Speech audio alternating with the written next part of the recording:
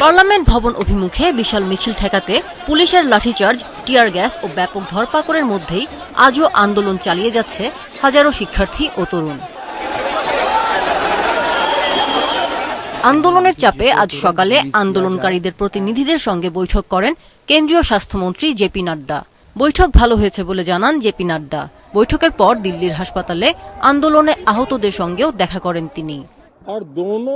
এদিকে চলমান আন্দোলনের মধ্যে কঠোর বার্তা দিয়েছেন দেশটির প্রধানমন্ত্রী নরেন্দ্র মোদী। প্রশ্ন ফাঁসের সঙ্গে জড়িতদের বিরুদ্ধে কঠোরতম ব্যবস্থা নেওয়ার নির্দেশ দিয়েছেন তিনি।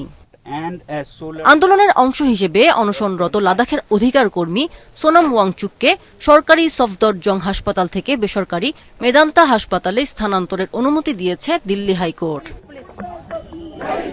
এমন পরিস্থিতিতে ককরোচ জনতা পার্টির সংসদ অভিযান কর্মসূচিতে পুলিশের লাঠিচার্জের তীব্র প্রতিবাদ জানিয়ে প্রধানমন্ত্রী নরেন্দ্র মোদী, স্বরাষ্ট্রমন্ত্রী অমিত শাহ এবং শিক্ষামন্ত্রী ধর্মেন্দ্র প্রধানের পদত্যাগ দাবি করেছেন কংগ্রেস নেতা রাহুল গান্ধী।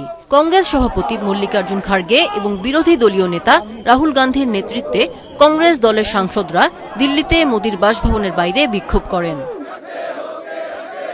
দিল্লির গণ্ডি পেরিয়ে আন্দোলনের ঢেউ ছড়িয়েছে মুম্বাই, বেঙ্গালুরু, পুনে, কলকাতা সহ ভারতের বিভিন্ন বড় শহরে। প্রস্তাবিত ভারত মার্কিন বাণিজ্য চুক্তির বিরুদ্ধে মহাসমাবেশে অংশ নিতে দিল্লি অভিমুখে যাত্রা করেছেন ভারতের শত শত কৃষক।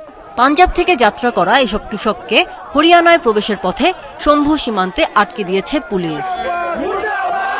আমিনা লুসি, মাছরাঙা, নিউজ ডেস্ক।